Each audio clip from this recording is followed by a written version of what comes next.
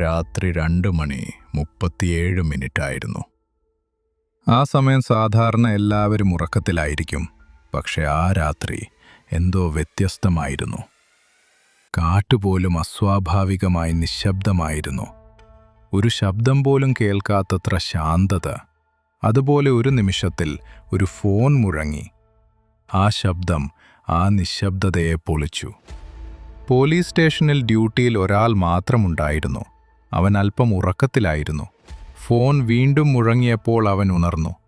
അവൻ ഫോൺ നോക്കി നിന്നു. ഒരു നിമിഷം അവൻ സംശയിച്ചു. പിന്നീട് അവൻ ഫോൺ എടുത്തു. "സാർ, ദയവായി എന്നെ രക്ഷിക്കൂ." അവളുടെ ശബ്ദം വിറയ്ക്കുകയായിരുന്നു.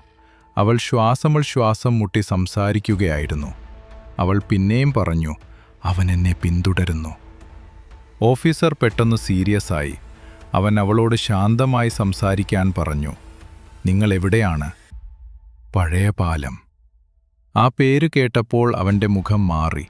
ആ പാലം വർഷങ്ങളായി ഉപേക്ഷിക്കപ്പെട്ടതാണ്. അവിടെ ഒരിക്കൽ ഒരു ദുരന്തം സംഭവിച്ചിരുന്നു. ഒരു യുവതി അവിടെ മരിച്ചു. അവൾ താഴേക്കു വീണു. പക്ഷേ ആ സത്യം ആരും അറിഞ്ഞില്ല. ഓഫീസർ ഉടൻ സംഘത്തെ വിളിച്ചു. അവർ വേഗത്തിൽ പുറപ്പെട്ടു. കാറിൻ്റെ ലൈറ്റുകൾ ഇരുട്ടിനെ കീറി. വഴി ശൂന്യമായിരുന്നു. ഒരു മനുഷ്യനും കാണാനായില്ല. കാറ്റ് ശക്തമായി വീശാൻ തുടങ്ങി.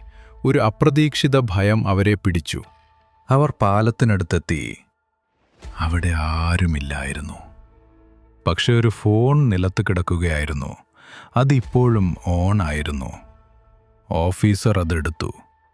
"സാർ, അവൻ ഇവിടെ തന്നെയാണ്." പക്ഷെ ശബ്ദം ഫോണിൽ നിന്നല്ല, അതവൻ്റെ പിന്നിൽ നിന്നാണ് വന്നത്. അവൻ തിരിഞ്ഞു നോക്കി. അവിടെ ആരുമില്ലായിരുന്നു. അടുത്ത ദിവസം അവർ നമ്പർ ട്രേസ് ചെയ്തു. അത് മരിച്ച ആ പെൺകുട്ടിയുടേതായിരുന്നു. വർഷങ്ങൾക്കു മുമ്പ് മരിച്ച ഒരാളുടെ നമ്പർ. ഇന്നും ആ കോൾസ് വരുന്നു. പ്രത്യേകിച്ച് 2:37.